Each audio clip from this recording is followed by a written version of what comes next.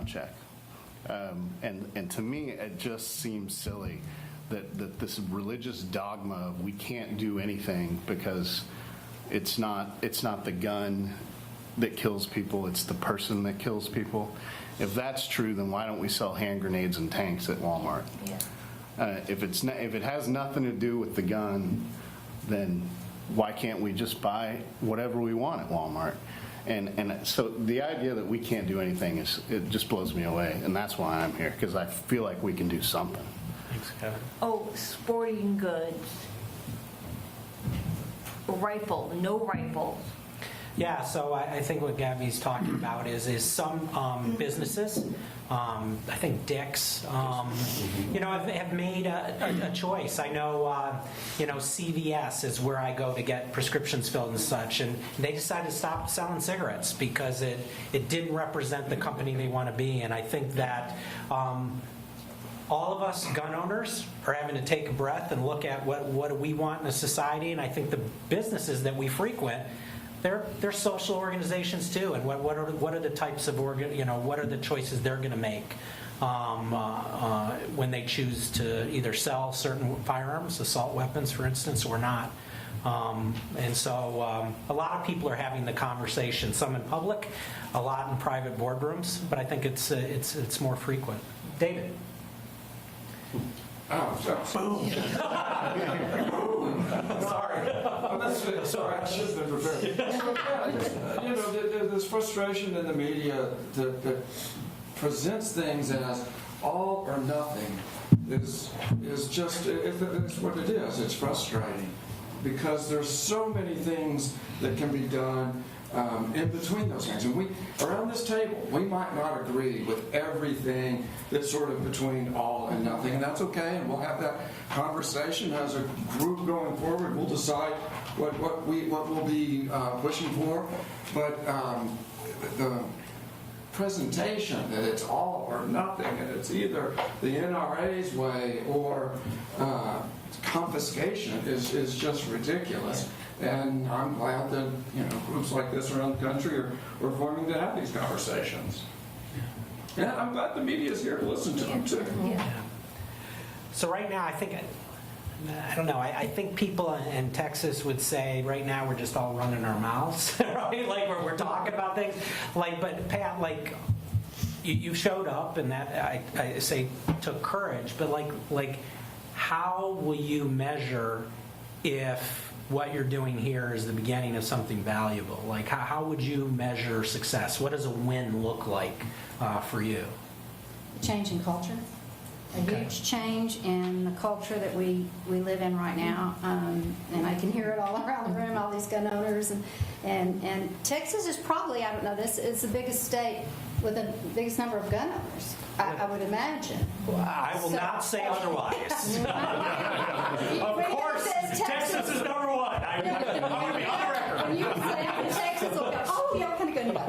It's like, where's your horse? So I think this is incredible that you've come to Texas. Right. Because if you can get Texas to lead in gun safety and in responsible, reasonable gun laws and background checks, that would be an amazing feat because Texas is the biggest. So I hope that we can accomplish these things, and I thank you for coming to Texas because that's a big deal. But we have to change the culture, I think, to assure non-gun owners and current gun owners that we can make laws that can fit everybody. Yes. And we have to as a society. I know as a society we can make this change. We have to. We can't go on like we are. We just can't do it. The other thing I'll bring up, and I'm with Gabby on this, is the NRA. You have to question, you have to address the NRA, what their motive is, Yeah. what they're about. They used to be about safety and Scandal. Another S. they're going down, I hope. Campaign contributions. Yeah. Look at the tobacco companies. Josh brought that up earlier. They came down, and it was a good thing. It saved people's lives. And I think the NRA is going to be the same way, I hope. I just don't believe in what they're about now. I think they glorify guns, and you've got to have this AR. I hope to see those changes happen. No, I think change is happening. I saw today another board member, Childress, associated with NASCAR. I grew up in Detroit, so I know all about cars, and that's a big name. And it's interesting to see that people who value their own brand are deciding that they can't have anything to do with an organization that clearly now represents the will of a single individual. And I think that's sort of that is the scandal that's going on. Yeah, culture is important. Remember, I mean, the reason why would an ATF agent partner with Gabby Giffords? I wanted to work with an organization that knew about guns. I think it's the responsibility of gun owners to deal with this issue of gun violence, not people who don't own guns. Of course it's our responsibility, Gabby's husband, Mark, was a combat war veteran. He knows about guns. Gabby knows about guns. She represented Tombstone? Tombstone. I think she knows about guns. And in fact, the last time I was in Texas with Gabby, I was in Galveston having a naval warship named after her with the biggest guns. Yes. So, we will, I welcome all the criticism from anyone about what we're trying to do at Giffords, but don't say we're anti-gun. No. You can say other things, but don't say that, because that's just not true. Josh, this background in law enforcement, both of Gabby's husband's parents were cops in New Jersey, which I always thought is interesting. And there is something about being part of a police family. Yes, service, either for your country as an elected, working for an elected, what's your take? I think it goes directly to what you said, David. It's that it falls upon us, those of us who have a stake in this conversation, to actually get the conversation started and propose solutions. We've got a long history in the country of identifying public safety, public health issues, and tackling them. Sometimes, most of the time, the big ones aren't the easy ones. We talk about tobacco. That happened over decades, and now we are to a point to where what we all consider reasonable public safety policy initiatives have been put in place that were unthinkable 30 years ago. This is very similar to that. It's just a matter of us continuing these conversations and not bowing down to the idea that this cannot be addressed, because we're the ones who have to come up with the solutions. Thanks, Joe. So we have guns. What are some of the things we've talked about responsibility? What are the things that are front of mind for you as gun owners when you think about ensuring storage of your weapon, or just even your greater responsibility to the public at large in that you're carrying guns? Toddlers. Yeah, and the innocence of young people, even if your intention is to keep them safe, and some of the hard decisions we got to make. Shanna, do you want to talk about what you've got that 50?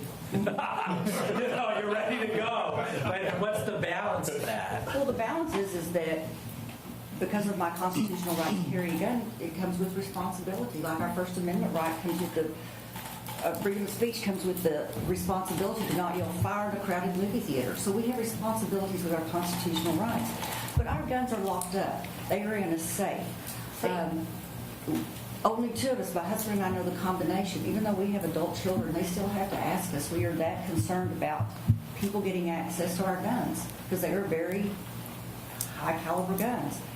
When I go to someone's home, I want to know if they have a gun in their home. When someone comes to my house or in my car, I let them know if I have a gun, just so that we are all on the same page and that there's no hidden surprises. And I just think that if we're going to be responsible American citizens who value our lives and the lives of other people, then we have got to step back and think of safety first. Yeah, these conversations are important. Nicole and I were chatting before about, from a law enforcement point of view, one of the biggest threats to public safety and how criminals access guns, at least over the last 5 years or so, is concealed carry owners who just leave their guns unsecured in their cars, and criminals know that's an easy place to steal a gun, and so there's the importance of safety in your home. but also when you choose to leave your home with that gun because you want to keep yourself safer and society safer, not doing something that makes things less safe. Nicole, like how do you and your family view this issue of safety and what, in storage of guns? So yeah, it's kind of a new thing. I've got 3 kids, 3 and under, so I'm just now starting to think of some of these things as like kids are overplayed in hide and seek, or my kids start to go to other people's houses. And like you said, I want to know if they have a gun. I want to know that it's locked up. And if it's not, I want people to, I want them to be locked up. But if they're not, I do want people to connect that this is at my house, somebody's here. It needs to be like your dog that bites every once in a while, like a trigger, like this needs to be in a car. That's something I just thought about. Like my kids love to just crawl around in people's cars, and that I hadn't even thought about that. So I'm learning kind of as I go through this, and for us, it's just really important to know that when they go to friends' houses that they're going to be safe. They're just not at an age that I can teach them about guns yet. One day I'm going to say, yeah, if you're at a friend's house and you find a gun, you tell an adult. And if they don't do anything about it, then you call me. But they don't, they don't know that stuff yet. So for me, it's just really important to make sure that they're safe when they go to people's houses, because kids are curious. Yeah. We all know that. We've all got kids, nieces, nephews, grandkids, whatever. So this is something that I've really started to think a lot more about. Thanks, Nicole.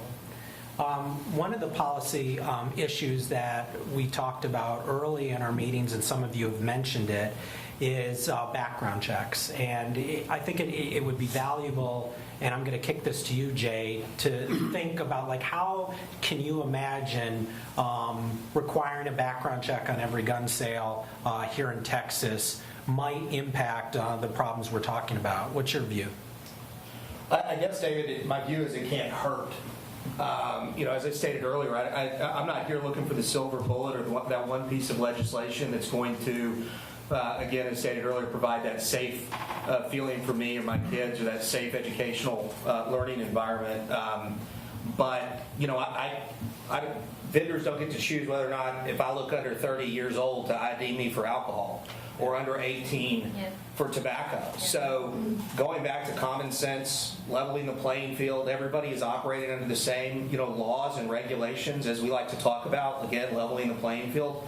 I see absolutely zero harm in ensuring as best we can that from legal sale of firearms, that they are going to individuals that, again, do not have records that of violence, felons, things of that nature. And so I guess to answer your question again and come in full circle, I don't see how it hurts. And if we're scared of that because of that camel's nose under the tent, as I stated earlier, I vote based upon the decisions that my elected officials make. And if they do move from here, from taking my guns completely away from me to where my daughter and I can't hunt. I mean, my screensaver is she and I with a gun. Yes. And that's not intentional for today. I didn't change it. Yeah. But I just don't, that's a scare tactic, and I call BS on it. So I just see it as common sense safety measures to ensure as best we can that our kids at its foundation are safe, and society doesn't have to worry about going to Walmart or going anywhere else. I mean, that fear is going to be there. There's always going to be bad people in this world. But, I think it's our job to do as much as we can, to use a bad word in Texas, to regulate things that are going to provide safety for our kids. You said regulate, the full word, but you limited BS. So. Yeah. I appreciate that. I'll put that in my notes. So, David, imagine a world where you can go to one of the thousands of licensed gun dealers here in Texas, and you can continue to buy pretty much any gun you want, or if you have a gun for sale, that you would go to a gun store. How do you envision this world of universal background checks? How would you expect that to, I guess, inconvenience you as gun owners, but what might be the payoff for that inconvenience? Well, the inconvenience would save lives, and if it saves one child's life, it's worth any inconvenience to do. we don't have a problem along the border with immigration, but I have to stop at the checkpoint every time I go by. And they ask me. It's an inconvenience. I don't like it, but I do it. The universal background check, if we can put a man on the moon, we can come up with a system with a background check. When I was in high school, a friend of mine, after a football game, we went to the next town 30 miles to get a hamburger because our cafe closed at 6. Texas is big. And so on the way back, we picked up a hitchhiker. And he said, I just lived down this dirt road, and we rounded the corner, and there was a pickup there. And 4 other young men got out, and one had a gun, and they held a gun on us, and they robbed us. Worst thing, threw my glasses away out in the pasture, and I couldn't see. But I'm convinced to this day that if I'd have had a gun and pulled it out, because I was in the middle and I was laid down when they were hitting me, that they'd probably shot my friend. But the person that had the gun, we found out later, had had an assault conviction. If we had a background check, maybe that person wouldn't have had a gun. Riding over here, I got to thinking about, too, in Texas we had a methamphetamine problem. We probably still do.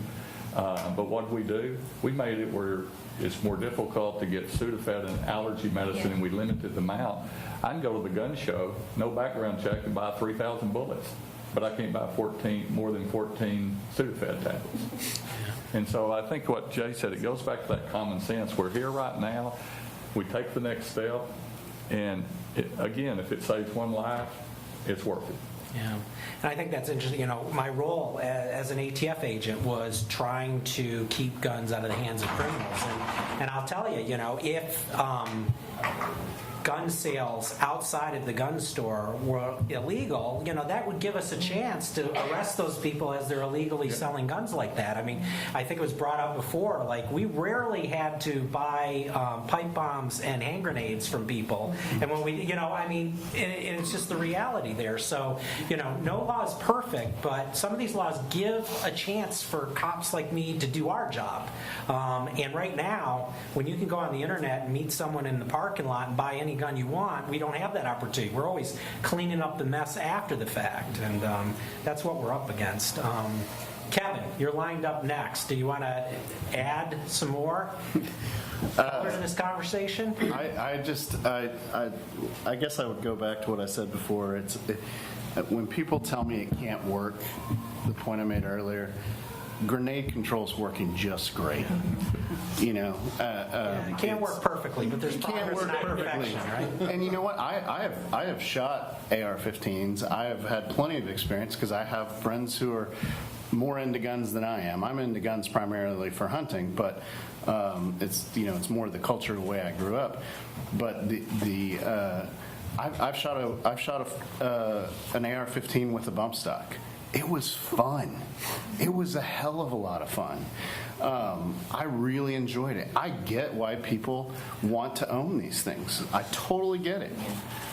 I just think that if you're going to own something that can mow down 30 people in the 30 seconds before a cop can get there, like in Dayton, if you want to own that, you got to be able to demonstrate that you're going to be responsible with it. There's got to be some degree of a trade-off there, and that's why this idea that the word gun isn't in the Second Amendment. It's to keep and bear arms, and so a grenade is just as much an arm as a gun is. And so we have, as a society, have decided that we shouldn't sell grenades at Walmart. We made that decision. That is limiting our Second Amendment rights. That is limiting our ability to keep and bear arms. And everybody's fine with it. And everybody was fine with all of this stuff until about 30 years ago, and then somehow this ideology rose up.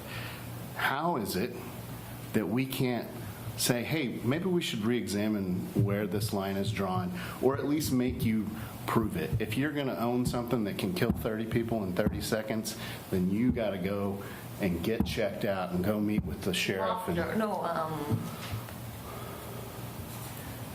Texas, shooting.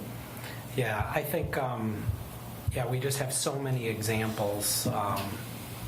where, hopefully we can, have a system where we're not going to stop every incident, but, part of them. And, I think I'm really good, and this is what you would hear from gun owners. Shooting's fun. Like, what's more fun? Being an ATF agent where you, the taxpayer, is paying for my ammo.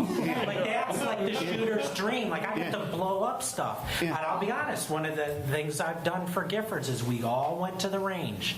I said, if you're going to talk about guns, you better know what you're talking about. But I grew up in Michigan. It was all about cars up there. And driving cars fast is fun. But you know what? I go to the Porsche test track. Like, I'm not doing that on the highway and putting everyone at risk. And I think you point out, like, we are able to balance common sense in every other aspect of our lives pretty much, except this one issue. It's just, it's very frustrating. So thank you for balancing the fact that clearly firearms are in sport are fun to fire. But it's not fun to be shot at. Absolutely proper, or risking your life to get a gun from someone who shouldn't have it. That ain't fun either.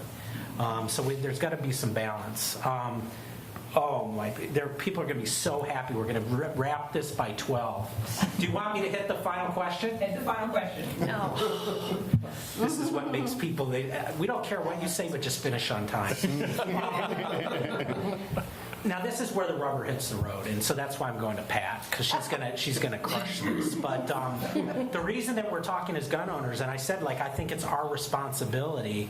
Like, what do we say to that fellow gun owner who is resisting this thought that they would have to pass a background check, who thinks like somehow this is not patriotic, that they would have to turn in their Texas card, or something, what? Like, how would you approach this type of individual? I would say, clearly, no one is going to take your firearm away. Society just wants you to be safe with it. And I would also say that I support the Second Amendment. I wouldn't be here if I didn't.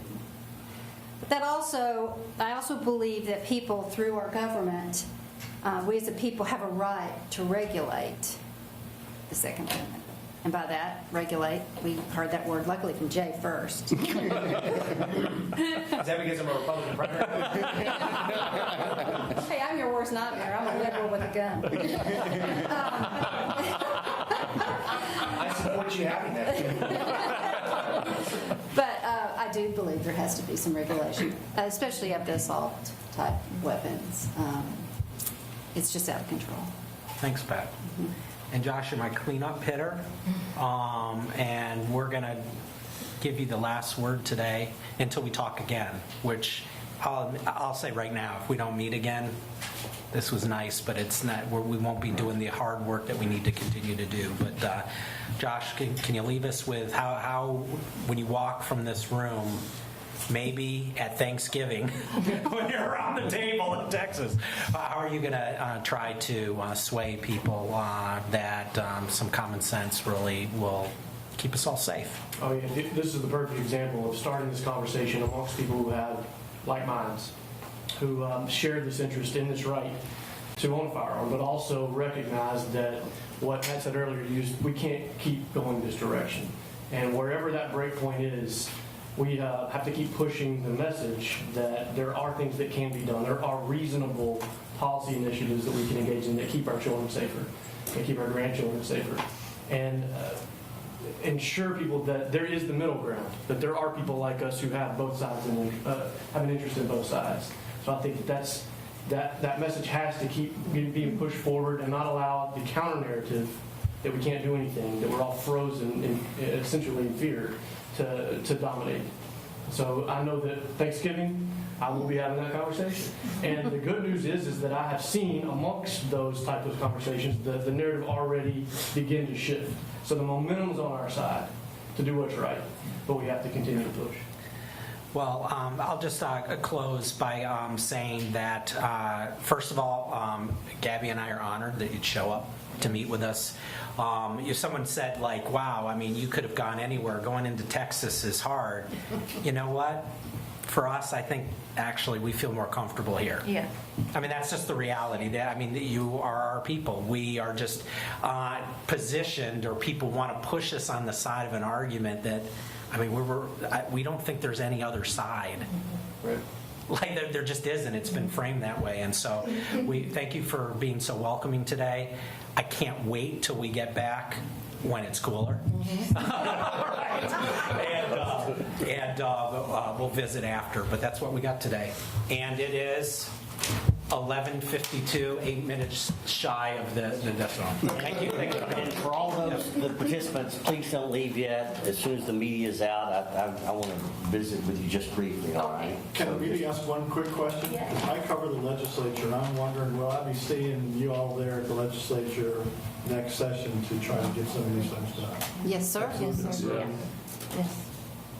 That's my next step. I'll let you chew on it a little bit. Is you touched on it a while ago, David. This was a nice roundtable discussion with like minds.